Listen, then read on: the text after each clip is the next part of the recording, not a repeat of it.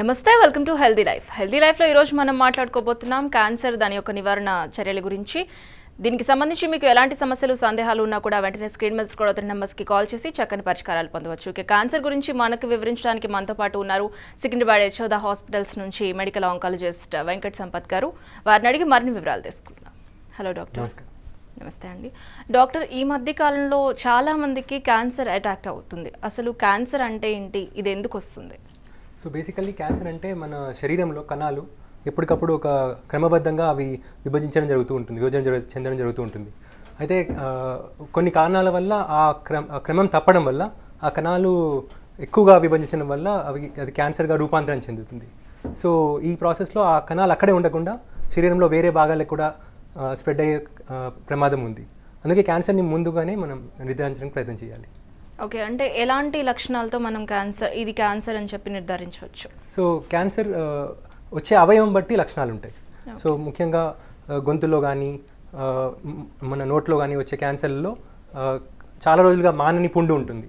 So అలానే గొంతులో తినడం ఇబ్బందిగా ఉండడం, సో ఇది ఈసోఫేగస్ క్యాన్సర్ లక్షణం. అలానే స్వరపేటికల్లో వచ్చే క్యాన్సర్లో వాయిస్ చేంజ్ అవ్వడం, వాయిస్లో ప్రాబ్లమ్స్ రావడం. తర్వాత పేగుకు సంబంధించిన క్యాన్సర్లలో మలం అలవాట్లు మారుతాయి. సో ఎక్కువగా లూజ్ మోషన్స్ అవ్వడం కానీ, మలబద్ధకం తీవ్రంగా ఉండడం కానీ. సో ఇది చాలా రోజులు ఉంటే మనకి క్యాన్సర్ యొక్క లక్షణంగా గుర్తించవచ్చు. అలానే జ్వరం కంటిన్యూస్గా ఉండడం, కొన్ని నెలల తరబడి తగ్గకుండా ఉండడం. సో ఇవన్నీ క్యాన్సర్కి ప్రాథమిక లక్షణాలు. సో వాటిని ఎవాల్యుయేట్ చేసి మనం నిర్ధారించాలి. ఓకే, అంటే ఎన్ని టైప్స్ ఆఫ్ క్యాన్సర్స్ ఉంటాయి డాక్టర్? సో బేసికలీ శరీరంలో ఏ అవయవంలోనే క్యాన్సర్ రావచ్చు. వచ్చే ఆర్గాన్ బట్టి క్యాన్సర్ ఉంటుంది. సపోజ్ క్యాన్సర్ మన కణజాలంలో ఎపిథీలియల్ సెల్స్ ఉంటాయి. అంటే ప్రతి కణానికి బయట ఉండే వాల్ని ఎపిథీలియం అంటాం. ఎపిథీలియం వచ్చే క్యాన్సర్ని కార్సినోమాస్ అంటాం.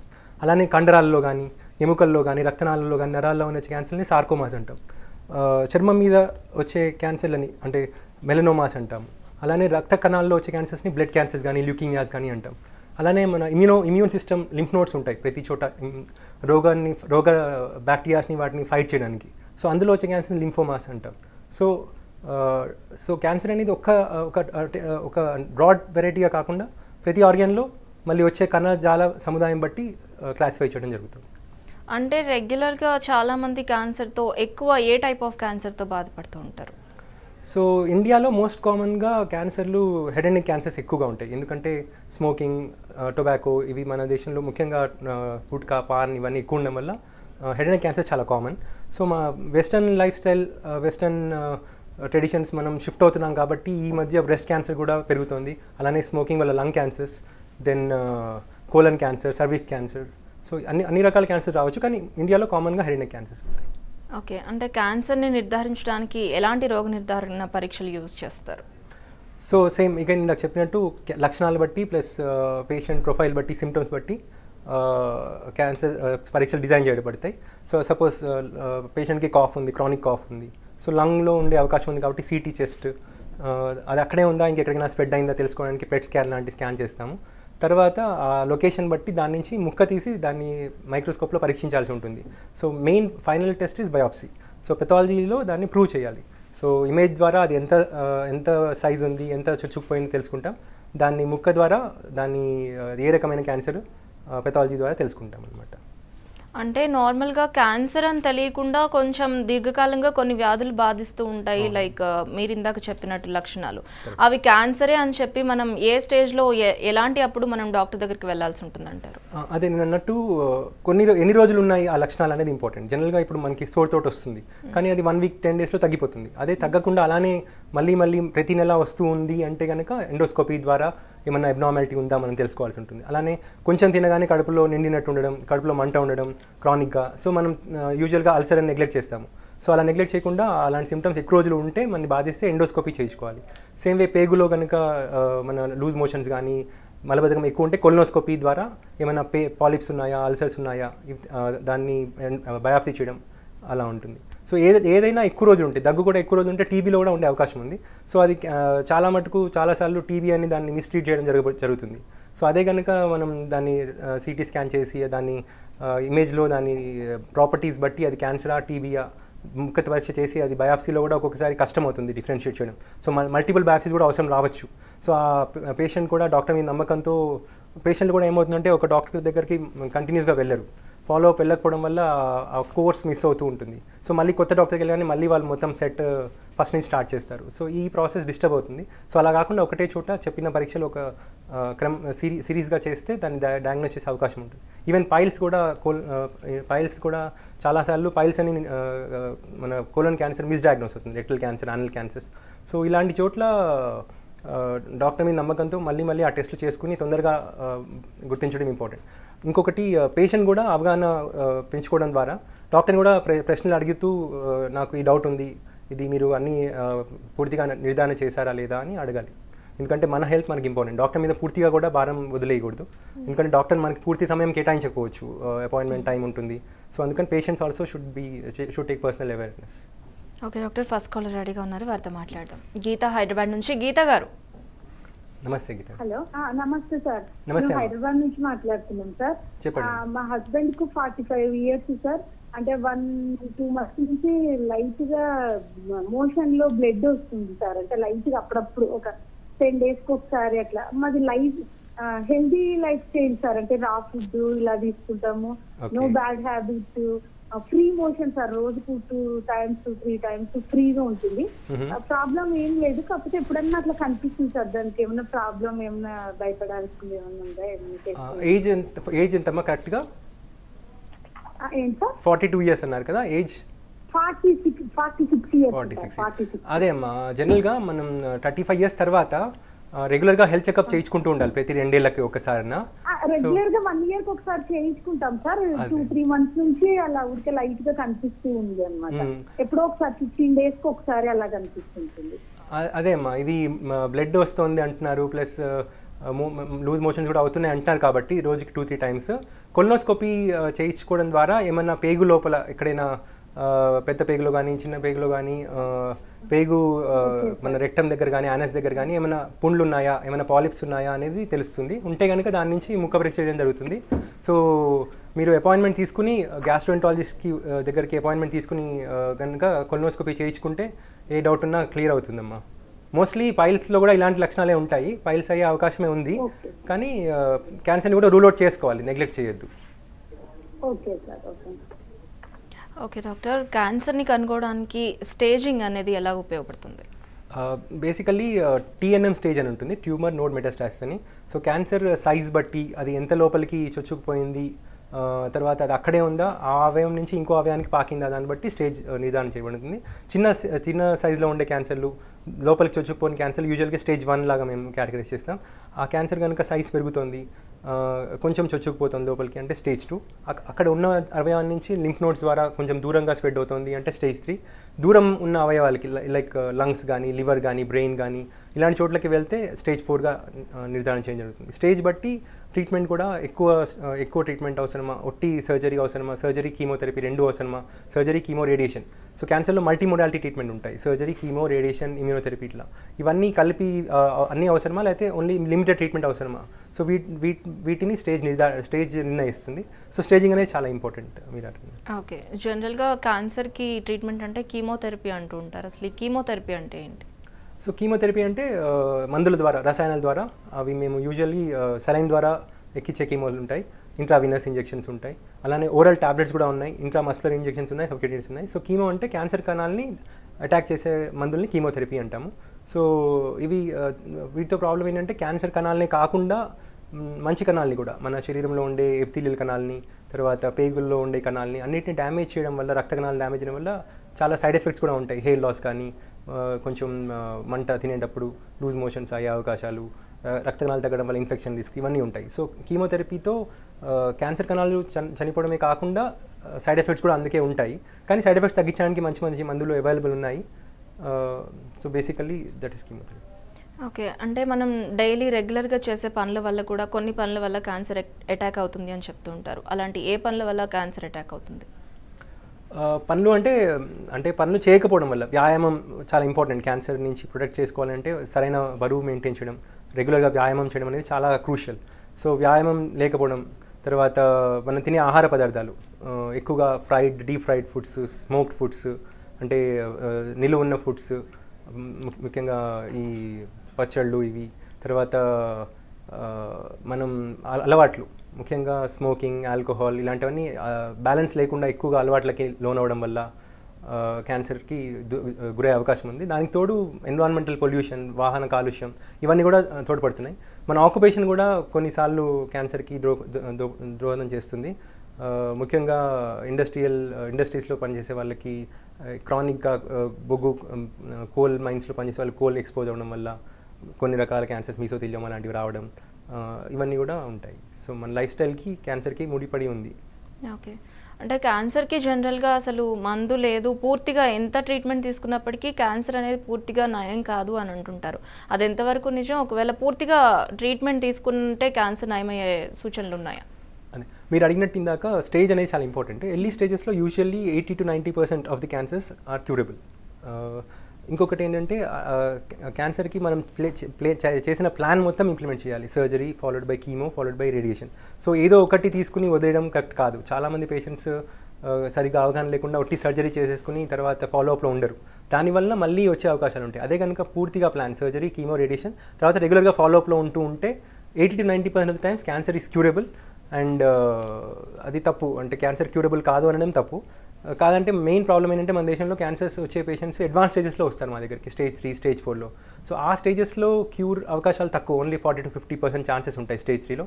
స్టేజ్ 4లో ఓన్లీ 10 to 20% క్యూర్ ఛాన్సెస్ ఉంటాయి. కాబట్టి వాళ్ళ లైఫ్ స్టైల్ని, లైఫ్ డ్యూరేషన్ని పెంచవచ్చు మందుల ద్వారా, కీమోథెరపీ ద్వారా, రేడియేషన్ ద్వారా. వాళ్ళకి వచ్చే ఇబ్బందుల్ని తగ్గించవచ్చు, క్యాన్సర్ వల్ల కలుగ చేసే విష ప్రభావాన్ని తగ్గించవచ్చు. So cure is possible in most of the cases. Okay doctor, మరో కాలర్ రెడీగా ఉన్నారు. సుబ్రహ్మణ్యం, గుంటూరు నుంచి, వారితో మాట్లాడదాం. సుబ్రహ్మణ్యం గారు. నమస్తే మేడం. నమస్తే అండి, డాక్టర్తో మాట్లాడండి, మీ సమస్య ఏంటో. నమస్తే డాక్టర్ గారు. నమస్తే, చెప్పండి సుబ్రహ్మణ్యం గారు. సార్, మా మదర్కి 85 years ఉన్నాయి సార్. ఓకే. ఆమెకి సర్వైకల్ క్యాన్సర్ వచ్చింది. ఓకే. వస్తే ఆవిడకి రేడియేషన్ పెట్టారు 1 month. ఓకే. పెట్టిన తర్వాత బాగానే ఉంది. ఒక 2 months తర్వాత నుంచి మోషన్ లో బ్లడ్ పడుతుంది. కరెక్ట్. అది కంటిన్యూగా 1 month నుంచి పైన పడుతుంది సార్. అది ఏమన్నా ప్రాబ్లమా సార్? అది మీరు భయపడాల్సిన అవసరం లేదు. మోస్ట్లీ రేడియేషన్ యొక్క దుష్ప్రభావం వల్ల మోషన్లో బ్లడ్ పడుతుంది. సో దానికి ఎనీమాస్ ఉంటాయి. అంటే మీరు రేడియేషన్ ట్రీట్మెంట్ చేసిన డాక్టర్ని విజిట్ చేస్తే వాళ్ళు స్టీరాయిడ్ ఎనీమాస్ పెడతారు. సో దాని ద్వారా ఏదైతే రెక్టమ్ ఉందో, రెక్టమ్ భాగానికి కొంచెం రేడియేషన్ తగులుతుంది సర్వీస్ క్యాన్సర్ ట్రీట్ చేసేటప్పుడు.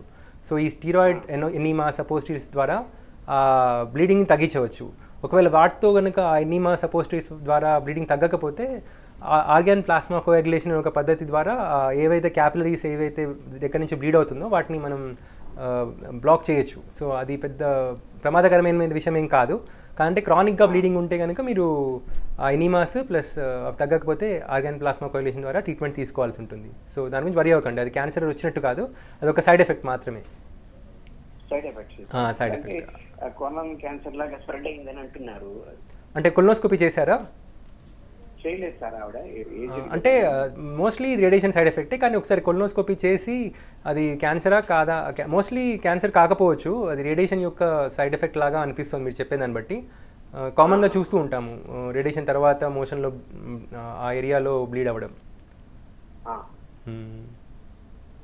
ఓకే డాక్టర్, మరో కాలర్ రెడీగా ఉన్నారు. లావణ్య సదాశివపేట నుంచి, వారితో మాట్లాడదాం. లావణ్య గారు. హలో అండి. నమస్తే లావణ్య గారు, చెప్పండి. హలో లావణ్య గారు చెప్పండి, డాక్టర్తో మాట్లాడండి, మీ ప్రాబ్లం ఏంటో. సార్ నమస్తే సార్. చెప్పండి లావణ్య గారు. హలో చెప్పండి లావణ్య గారు, చెప్పండి, వినిపిస్తుంది.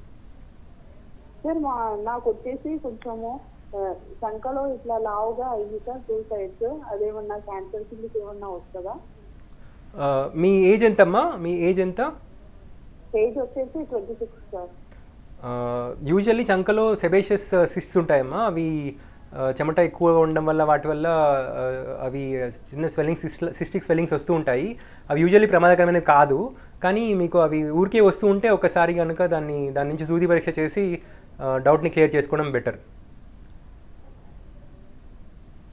ఓకే డాక్టర్, మరో కాలర్ రెడీగా ఉన్నారు. విజయలక్ష్మి అనంతపురం నుంచి కాల్ తీసుకుందాం. విజయలక్ష్మి గారు. సార్ నమస్తే. నమస్తే మేడం. నమస్తే అండి, డాక్టర్తో మీ సమస్య ఏంటో చెప్పండి. సార్ నమస్తే సార్. నమస్తే విజయలక్ష్మి గారు, చెప్పండి. సార్ నాకు బ్రెస్ట్ క్యాన్సర్ ఉన్నా సార్, ఆపరేషన్ అయింది, సర్జరీ అయినది, కీమోథెరపీ తీసుకున్నాను సార్. ఇప్పుడు ఏం ప్రాబ్లం ఏముండదా సార్? కీమోథెరపీ అయిపోయి ఎన్ని రోజులు అయిందమ్మా? అదే 5 years అయిపోయినా సార్. ఫాలోఅప్స్ కి వెళ్తున్నాను రెగ్యులర్గా ఫాలోఅప్. ఫ్యామిలీ విజయవాడలో సార్. ఓకే, మీరు రెగ్యులర్గా ఫాలోఅప్ చేస్తూ ఉంటే భయపడాల్సిన అవసరం లేదమ్మా. మీరు ప్రతి 6 months అట్లీస్ట్ 6 months నుంచి వెళ్ళడం లేదు సార్. మా ఆయన చనిపోయినాడు, కొద్దిగా ప్రాబ్లం వల్ల వెళ్ళడం లేదు సార్. కంపల్సరీ వెళ్ళాలమ్మా, ఎందుకంటే రొమ్ము క్యాన్సర్లో ప్రాబ్లం ఏంటంటే ఒక రొమ్ము వైపు ఉంటే ఇంకో రొమ్ము కూడా వచ్చే అవకాశాలు ఉంటాయి, అంటే చాలా తక్కువ ఛాన్సెస్ కానీ ఉంటాయి. కాబట్టి మీరు రెగ్యులర్గా చెకప్ చేయించుకుంటే మీరు భయపడాల్సిన అవసరం లేదు. ఫాలోఅప్ మిస్ అవ్వకండి, ఎందుకంటే ఒక 2 hours 1 hour ఒక రోజు మీరు కేటాయించడంలో పెద్ద ఇష్యూ లేదు. మన హెల్త్ ఇంపార్టెంట్ కదమ్మా, అది నెగ్లెక్ట్ చేయొద్దు ఎట్టి పరిస్థితుల్లో. ఫాలోఅప్ వెళ్ళండి, మీకు మోస్ట్లీ మళ్ళీ వచ్చే అవకాశాలు చాలా తక్కువ. 5 ఏళ్ళు దాటింది కాబట్టి క్యూర్ అయినట్టే, కానీ ఫాలోఅప్ మాత్రం కంపల్సరీ. ఓకే డాక్టర్, మరో కాలర్ రెడీగా ఉన్నారు. విజయేందర్ కరీంనగర్ నుంచి కాల్ తీసుకుందాం. విజయేందర్ గారు. Hello madam. హలో అండి, డాక్టర్తో మీ సమస్య ఏంటో చెప్పండి.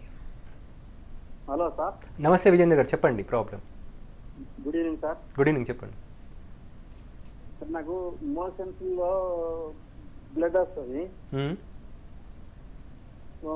డాక్టర్ గారిని కలిస్తే ఫిషర్స్ ప్రాబ్లమ్స్ చెప్పిండు. ఓకే, హలో చెప్పండి, వినిపిస్తుంది, చెప్పండి. ఫిషర్స్ ప్రాబ్లం ఇది చిన్నదే ప్రాబ్లం, సర్జరీ ఏం అవసరం లేదు. ఇయర్లీ ఒకసారి ఇట్లా వస్తుంది సార్ ప్రాబ్లం అయితే నాకు. ఓకే, సంవత్సరానికి ఒకసారి ఇలానే ప్రాబ్లం అవుతుంది. డాక్టర్ గారిని కలిస్తే ఇది చిన్నదే ప్రాబ్లం, ఏం లేదు, ఫిషర్స్ ప్రాబ్లం, సర్జరీ పెద్ద అవసరం లేదు అని చెప్పారు డాక్టర్. ఓకే, సో మీకు కొలనోస్కోపీ చేశారు కదా డాక్టర్ గారు? ఒకసారి ఇలా ఎందుకు వస్తుంది సార్? ఓకే, మీకు కొలనోస్కోపీ చేశారు కదా? కొలనోస్కోపీ, సిగ్మాయిడోస్కోపీ చేశారు కదా? అయితే ఫిషర్స్ అనేవి మన ఆహార అలవాట్ల వల్ల వస్తూ ఉంటాయి. సో మీరు ఎక్కువ మసాలాలు, కారం తగ్గించాలి, ఫైబర్ డైట్ బాగా తీసుకోవాలి, వాటర్ హెవీగా తీసుకుంటూ ఉంటే ఈ ప్రాబ్లమ్స్ రిపీట్ అయ్యే అవకాశాలు తక్కువ అవుతాయి. సర్జరీ ఓన్లీ అడ్వాన్స్ కేసెస్లో, ఆ ఫిషర్ చాలా డీప్గా ఉండి చాలా అందులోంచి పస్ వస్తూ ఇన్ఫెక్టెడ్ అవుతూ ఉంటే సర్జరీ అవసరం. లేకపోతే డాక్టర్ గారు చూసారంటున్నారు కాబట్టి సర్జరీ అవసరమే ఉండదు, మందుల ద్వారానే తగ్గించుకోవచ్చు. మీరు ఆహార శైలి మార్చుకోవాలి, ముఖ్యంగా ఫైబర్ డైట్ అంటే ఆకుకూరలు, తర్వాత క్యారెట్, ఇలాంటి బీట్రూట్, ఇలాంటి ఫైబర్ ఉండే పదార్థాలు బాగా తీసుకోవాలి. వాటర్ బాగా తీసుకుంటే ఇలాంటివి అవాయిడ్ చేయొచ్చండి. కారం మసాలా తక్కువ చేయాలి. ఓకే డాక్టర్, ట్రీట్మెంట్కి ముందు తర్వాత పేషెంట్కి మీరు ఇచ్చే లైఫ్ స్టైల్ చేంజెస్ ఏంటి? బేసికలీ మనం వెస్టర్న్ లైఫ్ స్టైల్ని అడాప్ట్ చేసుకుంటున్నాం. సో వెస్టర్న్లో ఉండే మంచి చెడు రెండిట్లో మనం మంచిని చూస్ చేసుకుంటే better. Actually western life style like pizzas, burgers, even all food habits అన్నిట్లో వాళ్ళు కార్బోహైడ్రేట్స్ బాగా డెన్స్గా ఉండే ఫుడ్స్ తీసుకుంటారు. సో అవి మనం తినడం వల్ల, ఒకప్పుడు మనం వ్యాయామం చేసేవాళ్ళం, సైకిల్ తొక్కడం అంటే ఆఫీస్కి వాకింగ్ చేయడం ఇవి చేసేవాళ్ళం. ఇప్పుడు వ్యాయామం తక్కువైపోయింది, మనం అన్ని బెంచ్ జాబ్స్ అంటే బెంచ్ సైడ్ జాబ్స్, కూర్చుని చేసే పనులు. సో వ్యాయామం లేకపోవడం వల్ల ఈ ఒబేసిటీ అనే దానివల్ల breast cancer, colorectal cancer, prostate cancer, వీటన్నిటికీ రిస్క్ ఫ్యాక్టర్, ప్యాంక్రియాస్ క్యాన్సర్, వీటన్నిటికీ. సో వ్యాయామం చేయడం ద్వారా చాలా క్యాన్సర్లు మనం దూరం ఉంచుకోవచ్చు. So number 1 is exercise, number 1 priority. Number 2, మనం ఎలాంటి అలవాట్లకి బానిస అవ్వకూడదు, స్మోకింగ్ కానీ, ఆల్కహాల్ కానీ, తంబాకు, టొబాకో, గుట్కా. సో వీటి నుంచి దూరం ఉండడం వల్ల అన్ని రకాల హెడ్ అండ్ నెక్ క్యాన్సర్స్, గొంతుకు సంబంధించిన క్యాన్సర్ నుంచి మనం రక్షించుకోవచ్చు మనం. థర్డ్, మనం తినే ఆహారంలో సాల్ట్, షుగర్ ఇలాంటివి తగ్గించుకోవాలి, బ్యాలెన్స్ ఫుడ్ తీసుకోవాలి, ప్రోటీన్స్, కార్బోహైడ్రేట్స్ అన్ని సమపాలనలో తీసుకోవాలి, ఫ్యాట్స్ తగ్గించాలి, ప్రోటీన్స్, కార్బోహైడ్రేట్స్ బాగా తీసుకోవాలి.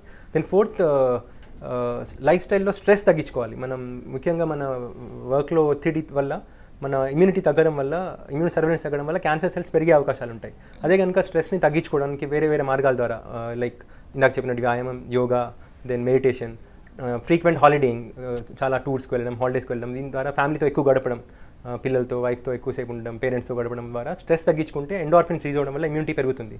సో ఇమ్యూనిటీ పెరిగితే క్యాన్సర్ని ఫైట్ చేసే ఒక మంచి వెపన్ అది. సో అలానే as a social responsibility we should fight against pollution and environmental toxins. So ఈ టాక్సిన్స్ వల్ల కూడా మనందరికీ క్యాన్సర్ ఇన్సిడెన్స్ చాలా పెరుగుతుంది. సో ముఖ్యంగా ఫార్మ్స్లో యూజ్ చేసే పెస్టిసైడ్స్ ఇవన్నీ. So as a social responsibility దాని గురించి కూడా మనం ఫైట్ చేయాలి. ఓకే డాక్టర్, మరో కాలర్ రెడీగా ఉన్నారు. సుబ్రహ్మణ్యం రాజమండ్రి నుంచి కాల్ తీసుకుందాం. సుబ్రహ్మణ్యం గారు. నమస్తే అండి. నమస్తే అండి, డాక్టర్తో మీ సమస్య ఏంటో చెప్పండి. హలో, నమస్కారం సార్. నమస్కారం, చెప్పండి సుబ్రహ్మణ్యం గారు. నాకు ఈ 2011లో 2011లో బ్లాడర్ క్యాన్సర్ వచ్చిందండి. ఓకే. స్టేజ్ 2. ఓకే. అది నేను ఇక్కడ రాజమండ్రిలో ఆపరేషన్ చేశాను sir. Okay. Next again I have refer to Basavatarakam cancer hospital. Okay. వాళ్ళు అక్కడేమో ఏం చేశారంటే మళ్ళీ అగైన్ రీఆపరేషన్ చేసి ఓకే. అది చెప్పండి. చేసి అక్కడ రీఆపరేషన్ మళ్ళీ ఇంకోసారి చేసి మళ్ళీ బయాప్సీ తీసి ఏం చేశారంటే నాకు బీసీజీ థెరపీ ఇచ్చారు 6 weeks. ఓకే. 6 weeks అయిపోయింది సార్. అయిపోయాక నాకేమో రాజమండ్రి వచ్చేసరికి మందులు ఏం వాడద్దని చెప్పారు నాకు. ఓకే. రాజమండ్రి వచ్చాక every 6 months sir ultrasound 6 months cystoscopy చేయిస్తున్నాను. ఓకే. ఏమండి? ఓకే, అర్థమైందండి, చెప్పండి. ఫాలోఅప్ లో ఉంటున్నాండి. ఓకే. అదేంటి రీసెంట్ గా కూడా సిస్టోస్కోపీ చేశారు, బాగానే ఉంది. ఓకే. ఇంకా నేను ఫర్దర్ గా మందులు ఏమన్నా వాడాలండి? అవసరం లేదండి, ఆల్రెడీ 7 years అయిపోయింది. బ్లాడర్ ఎర్లీ స్టేజెస్ లో రేపు 7 years అవుతుంది. 7 years అయింది సార్. అదే అండి, 5 years దాటితే మళ్ళీ వచ్చే అవకాశాలు చాలా తక్కువ. కాబట్టి మీరు ఆల్రెడీ చేస్తున్నట్టే 6 months నుంచి 1 yearకి ఒకసారి సిస్టోస్కోపీ చేయించుకుంటూ ఉండాలి. మళ్ళీ వచ్చే అవకాశాలు చాలా చాలా తక్కువ. వచ్చినా కూడా మీరు భయపడాల్సిన అవసరం లేదు. సేమ్ అప్పుడు చేసినట్టే దాన్ని రిసెక్ట్ చేస్తారు. అవసరమైతే బీసీజీ ట్రీట్మెంట్ ఉంటుంది. మీ రెగ్యులర్ చెకప్లో ఉంటే మీకు మళ్ళీ వచ్చే అవకాశాలు చాలా తక్కువ. నీరసం అంటే అది బ్లాడర్కి మీరు ఆహారం అంటే షుగర్ అలాంటివి ఉన్నాయండి? షుగర్ ఉందా మీకు? టీబీ డయాబెటీస్ ఉందా? షుగర్ లేదు కదా. ఓకే. ఓకే. నీరసం అనేది వేరే అంటే మన మామూలుగా మీరు ఒకసారి చెప్పండి. ఈ ప్రాబ్లం వల్ల కాదండి మీ నీరసం. మామూలు ఫ్యామిలీ ఫిజిషియన్ ఒకసారి కలవండి. వేరే ఏమైనా కారణాలు ఉన్నాయా, ఏమన్నా షుగర్ ప్రాబ్లం కానీ ఏమైనా డయాగ్నోస్ అవుతుందా, వేరే ఇష్యూస్ ఉండొచ్చు. ఈ ఇష్యూ వల్ల మీకు నీరసం రాదండి, ఎందుకంటే సిస్టోస్కోపీలో ఏమీ లేదు కదా. సో ఈ ట్రీట్మెంట్స్ వల్ల సైడ్ ఎఫెక్ట్స్ కూడా ఉండదు. బీసీజీ ట్రీట్మెంట్ వల్ల కానీ మన సర్జరీ వల్ల కానీ పెద్ద సైడ్ ఎఫెక్ట్స్ కూడా ఉండవు. నీరసం వేరే కారణాల వల్ల ఉండొచ్చు. దానికి మీరు రొటీన్ హెల్త్ చెకప్లో మీకు బయట ఎందుకు కారణాలు తెలుస్తాయి. ఓకే డాక్టర్, మరో కాలర్ రెడీగా ఉన్నారు. రామస్వామి గోదావరి గారి నుంచి కాల్ తీసుకుందాం. రామస్వామి గారు. Hello madam. నమస్తే అండి, మీ సమస్య ఏంటో డాక్టర్తో మాట్లాడండి. రామస్వామి గారు. హలో హలో హలో మేడం, చెప్పండి మీ ప్రాబ్లం ఏంటో డాక్టర్ వింటున్నారు, చెప్పండి. Sir good evening sir. Good evening Ramaswamy గారు, చెప్పండి. సార్ సార్ చెప్పండి రామస్వామి గారు. సార్ ఈ ఈప్లో చిన్నగా గడ్డలాగా తెల్లగా గడ్డలాగా అయింది సార్. ఎక్కడండి? ఈప్లో వెన్నుపూస బుక్క కాడ చిన్నగా, అది నొప్పి ఏమి ఉండట్లేదు సార్ ఇట్లా ఒత్తుతే. ఓకే, అది పెరుగుతోందా సైజు అట్లానే ఉందా? వెన్నుపూస బొక్కల మధ్యలో సార్. ఓకే, ఎన్ని రోజుల నుంచి ఉంది సార్? ఇది దగ్గర దగ్గర ఒక 1 year అవుతుంది సార్. అయితే నేను మామూలుగా ఇది ఏంటంటే ఏదన్నా మన ఈ కాయ లెక్క ఏమన్నా అనుకున్నాను సార్. అది నేను అంత పట్టించుకోలేదు సార్. మళ్ళీ ఏంటంటే ఇక్కడ లెఫ్ట్ హ్యాండ్ కింద కొంచెం లైట్ గా ఇంకొకటి అట్లనే అయింది సార్. అది ఏం నొప్పి ఉండట్లేదు సార్. అది ఓకే, అది అంటే గట్టిగా ఉందా మెత్తగా ఉన్నాయా? గట్టిగా ఉంది సార్. అది ఒకసారి డౌట్ వచ్చి ఏదన్నా చిన్న గడ్డలాగా వస్తాని ఇట్లా ఒత్తాం సార్. అది ఒత్తితే ఏమవుతుందంటే మామూలుగా ఇట్లా ఏదో బ్లాక్ గా లైట్ గా వచ్చింది, స్మెల్ వస్తుంది. అయితే మీరు నెగ్లెక్ట్ చేయొద్దు రామస్వామి గారు. అది ఒకసారి వస్తే మనం బయాప్సీ చేయించాలి. అది రూల్ అవుట్ చేసుకోవాలి. దాని కారణం ఏంటి, అది మెల్నోమా లాంటి గడ్డనా లేకపోతే స్కిన్ ప్రాబ్లం నా ఏంటి అనేది మనం ఎఫ్ఎన్ఏసి కానీ బయాప్సీ కానీ చేసి నిర్ధారించాలి. దాన్ని నెగ్లెక్ట్ చేయకండి. 1 year అయిపోయింది అంటున్నారు కదా, సో మీరు వస్తే దాని నుంచి ముక్క పరీక్ష చేయాల్సి ఉంటుంది సార్. అది ఫస్ట్ ఒకటే ఉంది సార్, మళ్ళీ మధ్యలో ఏంటంటే పక్కకు మళ్ళీ ఒకటి సేమ్ దానిలాగానే. అందుకే దాన్ని ఇంకా మీరు నెగ్లెక్ట్ చేయొద్దు, డిలే చేయొద్దు. మీరు తొందరగా దగ్గరలో ఉన్న సెంటర్కి వస్తే దాన్ని నిర్ధారణ చేయాల్సి ఉంటుంది, నిర్ధారణ పరీక్ష చేయాల్సి ఉంటుంది. రైట్ డాక్టర్, ఇప్పుడు హెల్త్ కండిషన్ గురించి పేషెంట్స్ ఎవరైనా మాకు క్యాన్సర్ ఉంది అని చెప్పి వాళ్ళ ఫ్యామిలీకి కానీ ఫ్రెండ్స్కి కానీ ఎవరికి చెప్పరు. సో అలా చెప్పడం ఎంతవరకు అవసరం అంటారు? వాళ్ళ హెల్త్ కండిషన్ గురించి వేరొకరికి చెప్పడం చాలా ఇంపార్టెంట్. ఎందుకంటే మనకి సొసైటీకి కూడా ఒక ధైర్యం వస్తుంది. క్యాన్సర్ నుంచి బయటపడిన వాళ్ళు ఇంతమంది ఉన్నారు, సో భయపడాల్సిన అవసరం లేదు, ఒక అవేర్నెస్ పెరుగుతుంది, ప్లస్ పేషెంట్ కూడా ధైర్యం వస్తుంది. Right, thank you doctor. మా స్టూడియోకి వచ్చి క్యాన్సర్ గురించి మరిన్ని వివరాలు తెలియజేసినందుకు థ్యాంక్ యూ సో మచ్. ఇది ఇవాల్టి healthy life. Keep watching Raj news.